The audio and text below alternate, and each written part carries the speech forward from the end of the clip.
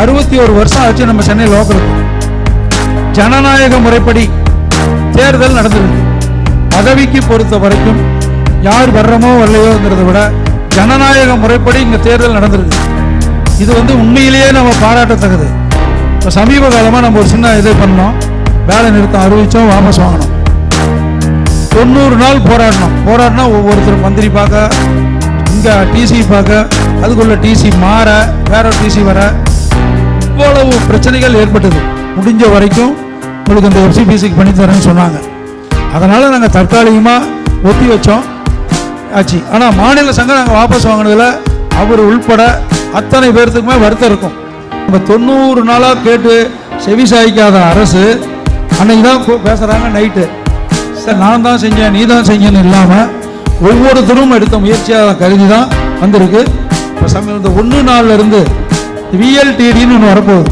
ஒன்றும் இல்லை, நம்ம டிரைவர் சகோதரர்கள்லாம் இந்த ஹிட் அண்ட் ரன் கேஸ் வரும்போது பார்த்துருப்பீங்க, அத்தனை இடத்துலையும் வண்டி அங்கங்கே காட்டில் நின்றுது. அவங்களுக்கு இருக்கிற ஒற்றுமை கூட நம்ம உரிமையாளர் இருக்கு.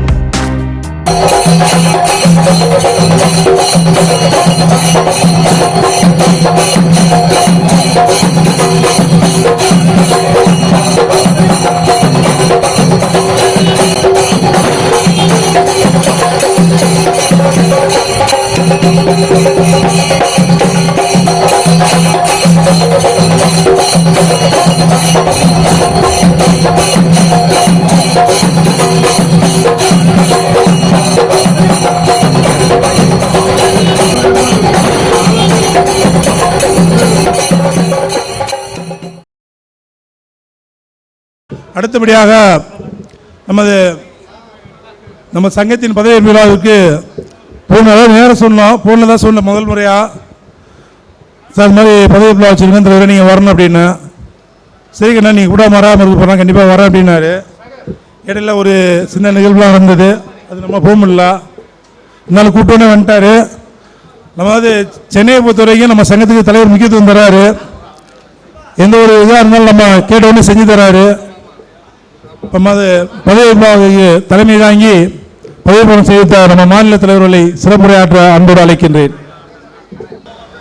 இந்த மேடையில் வீட்டிருக்கின்ற ஐயா ஓஎஸ்டி அவர்களுக்கும் மற்றும் நம்முடைய மாநில சங்கத்தினுடைய உறுப்பு சங்கங்களினுடைய பொறுப்பாளர்கள் அனைவருக்கும், மாநில சங்கத்தில் கலந்து கொண்டிருக்கின்ற நிர்வாகஸ்தர்கள் மற்றும் எங்களுடன் சேலம் மாவட்ட லாரி உரிமையாளர் சங்கத்திலிருந்து கலந்து கொண்டிருக்கின்ற பொறுப்பாளர்கள் மற்றும் இன்று புதிதாக பதவியேற்ற நிகழ்வில் சிறப்பித்துக் கொண்டிருக்கின்ற சென்னை லோக்கல் லாரி உரிமையாளர் சங்கத்தினுடைய பாசமிகு உறுப்பினர்கள் அனைவருக்கும் என் மதிய வணக்கத்தை தெரிவித்துக் கொள்கின்றேன். இதில் ஒரே 2-3 கருத்தை மட்டும் சொல்கிறேன். இந்த ஒற்றுமை அப்படிங்கிறது நம்ம மாநில சங்கத்துக்கு மிக முக்கியமாக தேவை. ஏன்னா லாரி சங்கங்கள் அப்படின்னு பார்க்கும்போது முதல்ல ஒற்றுமை, ஜெயக்குமார் அண்ணன் பேசும்போதும் சரி, நம்ம கமலக்கண்ணன் அவங்கெல்லாம் பேசும்போதும் சரி, அந்த ஒற்றுமைங்கிறது தான் வலியுறுத்துகிறாங்க. உண்மைதான். நம்மளை பொறுத்த வரைக்கும், மாநில சங்கத்தை பொறுத்த வரைக்கும் தமிழகத்தினுடைய பல்வேறு பகுதிகள் இருந்தாலும் தலைநகர் சென்னையில் இருக்கக்கூடிய இத்தனை பெரியவர்கள் இருக்கிறீங்க, இத்தனை சங்கங்கள் இருக்குது, இத்தனை சங்கங்கள், ஒவ்வொரு அமைப்பும் இருக்காங்க. தண்ணி வண்டின்னு பார்த்தீங்கன்னா அவர் இருக்கார். ஒவ்வொருத்தரும் ஒவ்வொரு சங்கங்களுடைய முக்கிய பொறுப்பாளர்கள் இருக்கிறோம். ஆனால் மாநில சங்கத்தில்னு பார்த்தீங்கன்னா ஒரு 6-7 சங்கங்கள் மட்டும், ஒரு 10 சங்கம் தான் இப்போ இணைஞ்சிருக்காங்க. அதனால் தயவு அப்போ ஜெயக்குமார் சொன்ன மாநில சங்கத்தில் கொஞ்சம் இன்னும் வலு சேர்க்கணும் அப்படின்னா சென்னையில் அங்கே இருக்கிற சங்கத்தினுடைய இதெல்லாமே இணைச்சி ஒரு ஒருங்கிணைப்போடு செயல்பட்டோம்னா இன்னும் கொஞ்சம் சிறப்பாக இருக்கும் அப்படின்னு சொல்லியிருக்கிறேன். விரைவில், அதாவது 1 மாதத்துக்குள்ளே இந்த பொறுப்பாளர்களும் கூப்பிட்டு ஒரு கூட்டம் போட்டு நாம் சென்னையிலே சந்தித்து அதை மாநில சங்கத்தினுடைய உறுப்பினராக சேர்க்கக்கூடிய முயற்சியை கண்டிப்பாக நம்ம செய்யணும்னு கேட்டுக்கிறேன். ஏன்னா அங்கங்கே நம்ம தலைவர்கள்லாம் இருக்காங்க. ஒவ்வொரு தலைவர்களும் அந்தந்த அமைப்பில் பெரியவங்க தான். அவங்கவுங்க நல்ல இதாக இருந்துகிட்ருக்காங்க, செயல்பாடோடு இருந்துகிட்ருக்குறாங்க. இப்போது இந்த உதாரணத்துக்கு வச்சுக்கிட்டா கூட 61 வருஷம் ஆச்சு நம்ம சென்னை லோக்கலுக்கு. ஜனநாயக முறைப்படி தேர்தல் நடந்துருக்குது. யார் ஜெயிக்கிறோம் தோக்குறோம் அப்படிங்கிறது வேற. நம்முடைய உறுப்பினர்கள் நம்மளை யார் வரணும் வேண்டான்னு சொல்ல முடிவு பண்ண வேண்டியது அவங்க தான். கரெக்டாக 3 வருஷத்துக்கு ஒரு எலெக்ஷன். 3 வருஷத்தில் அவங்க இதில் யார் வெற்றி தோல்விங்கிறது 2 பேர் நல்லா வர ஒருத்தர் தான் வர முடியும். பதவிக்கு பொறுத்த வரைக்கும் யார் வர்றமோ வரலையோங்கிறத விட ஜனநாயக முறைப்படி இங்கே தேர்தல் நடந்திருக்குது. இது உண்மையிலேயே நம்ம பாராட்டத்தக்கது. இந்த சென்னையில் கிண்டியில் பார்த்தீங்கன்னா பக்கமாக நடந்தது. இதெல்லாம் இன்னும் தெற்கு பகுதியில் தமிழ்நாட்டில் பொறுத்த வரைக்கும் தெற்கு பகுதியெல்லாம் பார்த்திங்கன்னா நல்ல எலெக்ஷனுக்கெல்லாம் எவ்வளவோ இது இருக்குது. ஆனால் அந்த எலெக்ஷன் முடிஞ்ச உடனே அதில் வர்ற பிரச்சனைகளுக்கெல்லாம் ஒரு 2 பேர் மனஸ்தாபங்கள்லாம் ஏற்பட்டிருக்கும். அதெல்லாம் மறைந்து ஒற்றுமையாக தான் இன்றைக்கும் செயல்பட்டு இருக்காங்க. அதனால் இந்த தேர்தலில் போட்டியே இருந்தாலும் சென்னை லோக்கல் சங்கத்தினுடைய இன்னும் வருங்கால வளர்ச்சிக்கு அனைவரும் ஒன்று சேர்ந்து ஒரு மனதோடு வளர்ச்சிக்கு பாடுபட வேணும்னு கேட்டுக்கிறேன். அடுத்து இப்போ சமீப காலமாக நம்ம ஒரு சின்ன இது பண்ணோம், வேலை நிறுத்தம் அறிவித்தோம், வாபஸ் வாங்கினோம். இது பார்த்திங்கன்னா எதுக்குன்னு எல்லாத்துக்கும் உங்களுக்கு தெரியும். சென்னை லோக்கலில் பார்த்திங்கன்னா இல்லை எல்லா ஊர்லேயுமே கூட் செட்டாக இருக்கட்டும், பல பகுதியில் ரேஷன் அரிசி கொண்டு போகிறதா இருக்கட்டும், இப்போ டெல்டா பகுதிகளெலாம் பார்த்திங்கன்னா அத்தனை வண்டிகளுமே பழைய வண்டி. 20 வண்டிக்கு மேலே போன வண்டிகளுக்கெல்லாம் 850 ரூபா ஃபீஸ் இருந்ததை 28,200 பண்ணாங்க. அதுக்காக நம்ம கிட்டத்தட்ட 90 நாள் போராடினா ஒவ்வொருத்தர் மந்திரி பார்க்க, இங்கே டிசி பார்க்க, அதுக்குள்ள டிசி மாற, வேற டிசி வர, இவ்வளவு பிரச்சனைகள் ஏற்பட்டது. இன்றைக்கி வந்துடும். நம்ம ஹோம் சார்கிட்ட ஃபைல் போயிடுச்சு தான், இன்றைக்கி வந்துடும், நாளைக்கு ஆர்டர் ஆகிடும் அப்படிங்கிற மாதிரியெல்லாம் நடந்தது. இதில் ஒரு சின்ன இது என்ன நடந்ததுன்னா, நம்ம சென்னையில் மட்டும் இல்லை தமிழ்நாட்டில் 9ஆம் தேதியிலிருந்து 9/12 ஸ்ட்ரைக்குன்னு அறிவிச்சிருந்தோம். முன்ன மாநில சங்கத்தினுடைய பதவியேற்பில் 7ஆம் தேதி வந்ததில் அமைச்சர்கள்லாம் கேட்டுக்கிட்டாங்க, இந்த மாதிரி ஸ்ட்ரைக் வேண்டாம், நாங்கள் முடிஞ்ச வரைக்கும் உங்களுக்கு இந்த எஃப்சிபிசிக்கு பண்ணித்தரேன்னு சொன்னாங்க. அதனால் நாங்கள் தற்காலிகமாக ஒத்தி வச்சோம். ஆனால் நம்ம அறிவிச்சிட்டோமே அப்படிங்கிறதுல சென்னையில் பொறுத்த வரைக்கும் கண்டெய்னர் லாரிக்காரங்களாம் நல்லா அருமையாக செஞ்சாங்க. அதில் முக்கியமாக பார்த்திங்கன்னா நம்ம ஜெயக்குமாரன் நல்லா பார்த்திங்கன்னா முழு மூச்சோடு அதுக்கு செஞ்சாங்க. ஆனால் அது இன்னும் கொஞ்சம் பலமாக செஞ்சுருக்கலாம் அப்படின்னு நம்ம சொல்ல முடியாது. ஏன்னா அதே நல்ல விதமாக முதல் நாள் பார்த்திங்கன்னா சக்ஸஸாக இருந்தது, 2வது நாள் 3வது நாள் அப்புறம் படிப்படியாக ஆச்சு. ஆனால் மாநில சங்கம் நாங்கள் வாபஸ் வாங்கினதில் அவர் உள்பட அத்தனை பேர்த்துக்குமே வருத்தம் இருக்கும். ஏன் நாங்கள் அதை வாபஸ் வாங்கின சூழ்நிலையில் நான் தள்ளப்பட்டேன்னா, ஒன்று அமைச்சர் கேட்டுக்கிட்டாங்க உங்களுக்கு பண்ணித்தரேன்ட்டு, கிட்டத்தட்ட அந்த வாக்குறுதியை எடுத்து தான் பண்ணோம். அடுத்தது எனக்கு கொஞ்சம் பயம் நம்ம ஒற்றுமையை பற்றி. ஏன்னா சின்ன அந்த பழைய வண்டி ஓட்டுற இடத்துல மட்டும் நம்ம நிறுத்த சொன்னோம். ஏன் இந்த லேட்டஸ்ட் வண்டிக்காரங்களாம் நிறுத்த மாட்டாங்களா? ஏன் அவங்க நிறுத்தினா என்னென்ன பழைய வண்டிக்காரங்க மிக மேலேயே மாற்றிலாம் ஒரு சில கருத்துக்கள் வந்தது. அதனால தான் 90 நாள் பார்த்தோம், இதாக வந்துடும். கிட்டத்தட்ட நம்ம 1 லட்சம் லாரிகள் எஃப்சி இல்லாமல் நின்றுது இந்த 17 தேதி வரை. அதுக்கு தான் அதையும் கவர்மெண்ட்டு கொண்டு போய் பார்த்தோம், முடியல. அதற்கு அப்புறம் தான் ஒரு ஆலோசனை கூட்டம் ஐடியா பண்ணணும்.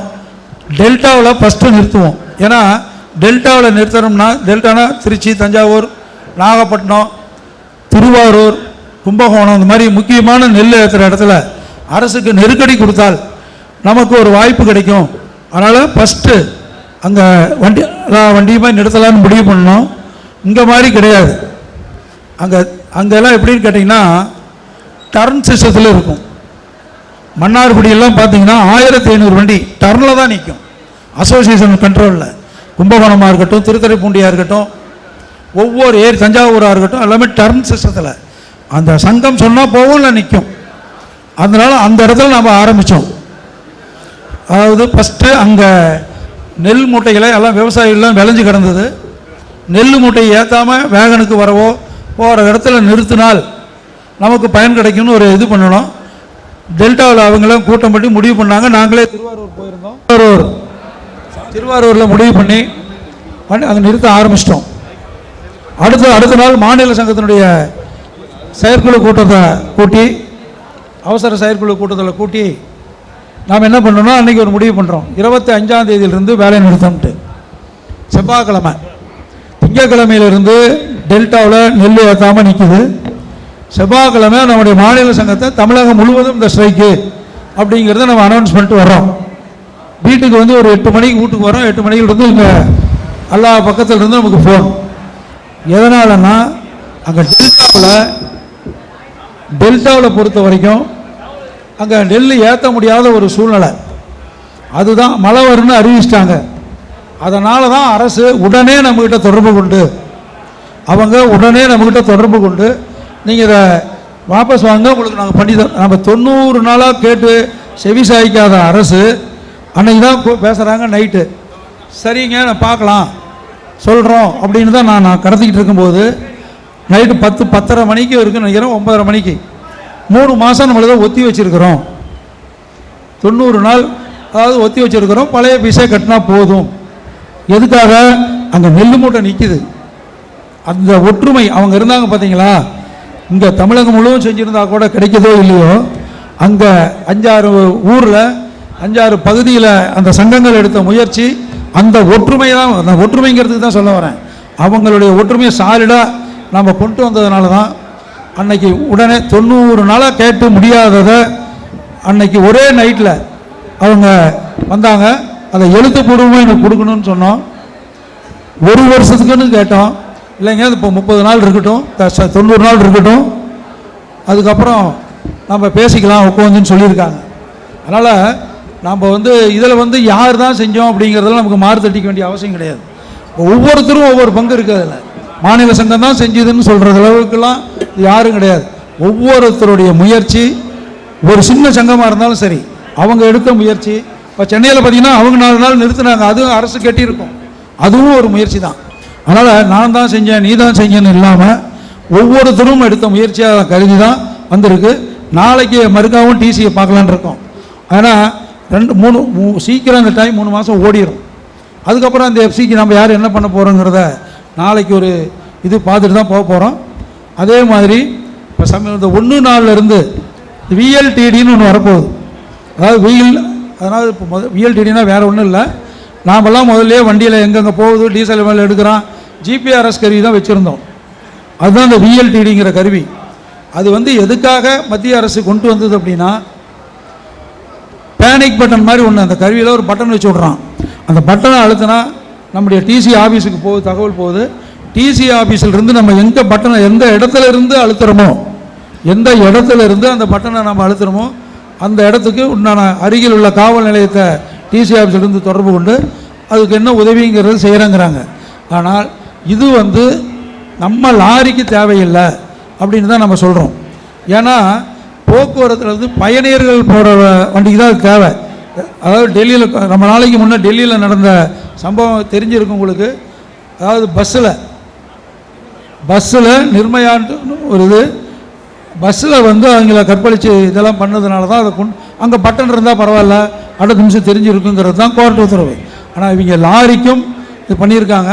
இதில் இன்னொன்று நாமளும் கவனிக்க வேண்டிய விஷயம், நேஷனல் பர்மிட் வண்டிகளுக்கு மட்டும். ஏன்னா அந்த நேஷனல் பர்மிட் வண்டியினுடைய சட்டத்தில் நேஷனல் பர்மிட் ஒரு வண்டிக்கு நம்ம கொடுக்கணும் அல்லது நம்ம வாங்கியிருக்கிறோம்னா அந்த பர்மிட் கண்டிஷனில் எப்படி வெள்ளை பெயிண்ட் அடிக்கணும், விஐபி என்ஐபி இந்த மாதிரிலாம் போடுறோம் இல்லையா, என்ஐபின்னு போடுவாங்க. அந்த மாதிரி ஒரு கண்டிஷன் இந்த கருவியும் பொறுத்திருக்கு, இந்த ஜிபிஆர்எஸ் பொறுத்திருக்கணும்னு இருக்குது. அதனால் இப்போ என்ன கவர்மெண்ட் சொல்லியிருக்காங்கன்னா, புதுசாக ரிஜிஸ்ட்ரேஷன் ஆகிற வண்டிக்கு 1-1 இருந்துகிட்டு இருக்குது. புது வண்டி சேஸ் எடுத்து யூஸ் பண்ணுறது. நம்ம அடுத்தது 1-4 அப்புறம் வரப்போகிற வண்டிகளுக்கு இது தேவை, நேஷனல் பர்மிட் வண்டிக்குன்னு சொல்லியிருக்காங்க. அதனால் இப்போ அது எங்களுக்கு தேவையில்லை அப்படிங்கிறதையும் நாளைக்கு அதை சொல்லிட்டு போகலான்னு இருக்கிறோம். அதனால் நம்ம தொழில் அப்படின்னு இருந்தாவே லாரி தொழிலில் பொறுத்த வரைக்கும் நம்ம என்ன பெருமையாக சொல்லிக்கலாம். விவசாயத்துக்கு அடுத்து நாம் தான் முதுகெலும்புன்னு. ஆனால் இன்னைக்கு பொறுத்த வரைக்கும் எந்த அரசாக இருந்தாலும் சரி, நம்ம லாரி உரிமையாளர்களுக்கு முதுகெலும்பே இல்லாமல் தான் பண்ணிக்கிட்டு இருக்கிறாங்க. அதுக்கு வருங்காலத்தில் நல்ல தீர்வு காணலாம். ஆனால் இந்த ஒற்றுமை இருந்ததுனால தான், நம்முடைய ஒற்றுமை இருந்ததுனால தான் அன்னைக்கு அந்த டெல்டாவில் நிறுத்தினதுனால தான் அந்த எஃப்சிக்கு வந்துச்சு. அதே மாதிரி ஒன்றும் இல்லை, நம்ம டிரைவர் சகோதரர்கள்லாம் அந்த இந்த ஹிட் அண்ட் ரன் கேஸ் வரும்போது பார்த்துருப்பீங்க, அத்தனை இடத்துலையும் வண்டி அங்கங்கே ஸ்பாட்டில் நின்றுது.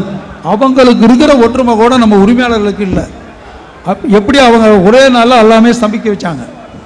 அதனால் இனி வருங்காலத்தில் நம்முடைய லாரி உரிமையாளர்களுடைய ஒற்றுமை தான் சங்கத்தை வழிநடத்தும் அப்படின்னு தெரிவிச்சுக்கிட்டு, உங்களுடைய ஒற்றுமைக்கும் நம்முடைய இந்த சங்கம் சென்னை லோக்கல் லாரி உரிமையாளர் சங்கத்தினுடைய பொறுப்பாளர் அனைவருக்கும் மீண்டும் மாநில லாரி உரிமையாளர் சங்கத்தின் சார்பாக வாழ்த்துக்களை தெரிவித்துக் கொண்டு இத்துடன் என் உரையை முடித்துக் கொள்கிறேன். நன்றி, வணக்கம்.